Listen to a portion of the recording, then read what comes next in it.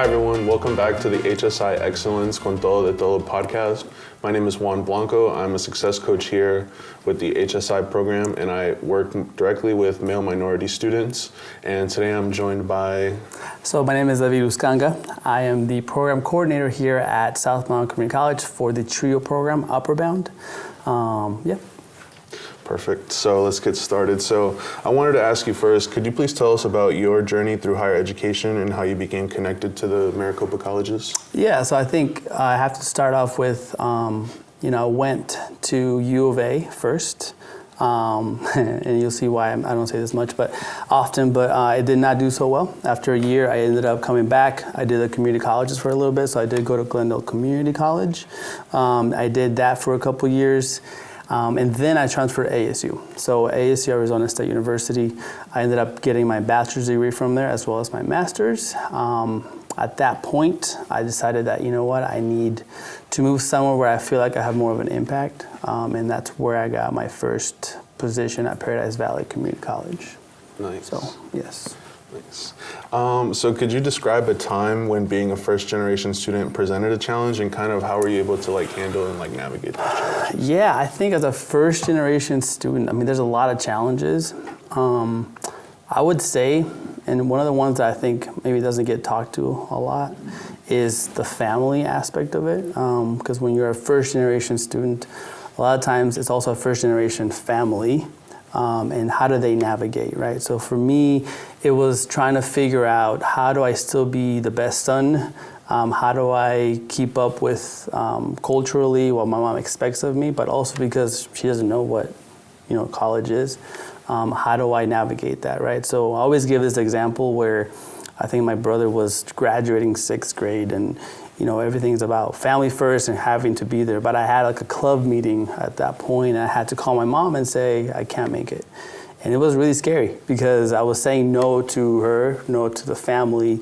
And so how do you navigate those little instances? Because they don't know, right? My mom was very, very big on go to school, come home, right? If you're going to school, you're not in classes, then you're doing something wrong or something bad, right? So how do you change that mentality? And honestly, it was a struggle, I would say. But I think at the end of the day, you push through it. That graduation day, when I graduated from ASU, I remember, seeing my mom coming out of the tunnel. She cried, I cried. But also we had a little, I would say a little meeting with all my professors. And that was the first time I think she saw oh, this is what you've been doing this whole time, right? Talking to my professors. So I think that's a struggle for a lot of first generation students. I think it's the family aspect. Yes, there's other things, but I think for me, that was one of the big ones. Yeah, I feel like too, whenever they ask you oh, what'd you do today at school? It's super tough to describe it to them. Yes. And if I say, oh, we didn't really do much today, they're like, what do you mean you didn't do much? And it's well, we kind of just sat there and listened to a lecture. And had pizza. Yeah. So it's stuff like that. Yes, it makes sense. Exactly. So for you, growing up, as the oldest, you had mentioned in your family, did you feel any unique pressures? And kind of how did that shape either your relationship with your younger brothers and kind of how was that? Yeah, so I have one, he's a little big brother. He's 25 now, 6'1", so he's taller than me, but he's my little brother nonetheless.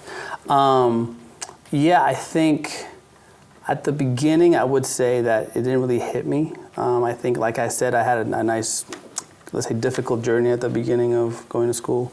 But once I actually was at ASU and I figured out what it meant to be a student and I really bought into this vision of college, I think it was a weight of, now I need to do it for my brother because I'm paving the way.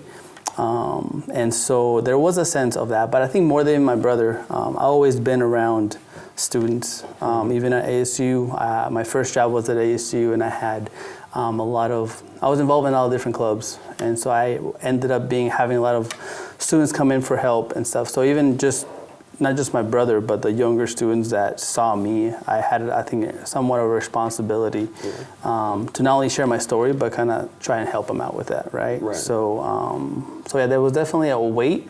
I always tell my students at TRIO that you're the first generation. Whenever time you do something first, it's going to be hard, right? Because nobody's ever done it before. So it was definitely difficult.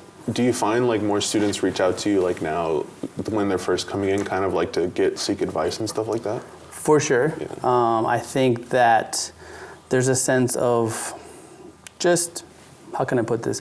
There's a sense of wanting answers or wanting someone to help them through, but it's not just anyone, because you can go to an advisor, you can go in a lot, we have great advisors and all this people around you that help you, let's say, apply and get through the process, but it's finding that one person that, that you can speak freely, and I think that's something that I've built throughout this time with working with students, is that having that connection with students, that they can come in and not only talk to me about college, but talk to me about what's going on in their life.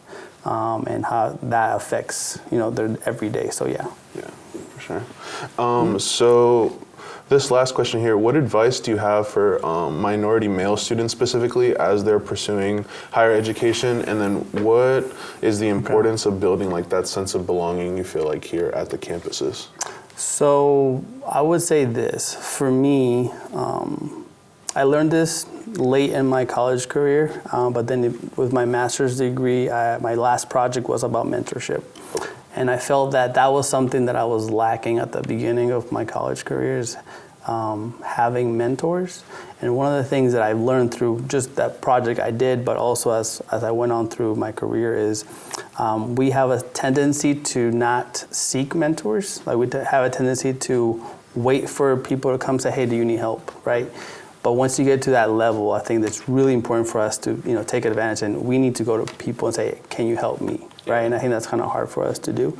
So I would say this advice would be, I need, young men, even women, first generation students to get out of their comfort zone and really ask for help, right? What was the second question again?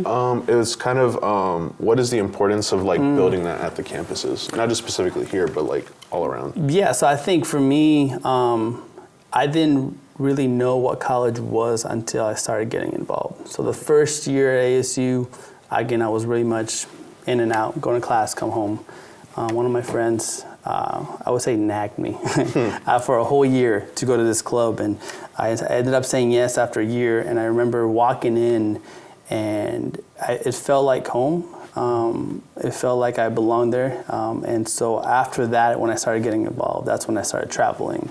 That's when I started going to different meetings, meeting new people. A lot of times, because of that moment, I was able to go to my master's degree. I was able to get those letters of recommendation because of that trajectory that put me after I went to that meeting, that trajectory where that took me, that's how I got to get my master's. So yeah, I would say it's super important to get involved. How? Again, get out of your comfort zone. Go to meetings, ask questions. Yeah, definitely, because I feel like even for me, when I went to Estrella Mountain, you kind of don't really know anything there. You kind of just think, oh, I'm going to go to class and go home. But like how you said, breaking out of that comfort zone, finding like different resources. What are some of those like resources you would recommend? Well, I would say this, right? So I'll answer you, but I think getting involved is, so half the challenge or half your life here at a university or college is going to classes. What are you doing with the other half? If the idea is for you to find a career, is how are you getting involved in clubs? How are you getting involved in different things that will help you build your resume so that when you are ready to find that job, find that career, you have more than just that education. You have the experience, the internships, right? As far as resources go, here at South Mountain Community College, we have club fairs, we have reverse career fairs, and so again, it's just being, the information's out there. Yeah. I know it is because you see flyers all over the place. Right. All right, you get texts, you get emails. Right. I need you all to just go and actually take a step and then find that club, right? For sure. And just say hi and see what they can do for you, and get involved. Become a student leader in the campus. Yeah, well, hopefully students see this and I hope they so. take advantage of it. I hope so. Thank you for stopping by, Yeah. and hopefully we can have you again. For sure, anytime. All right. All right, thank you.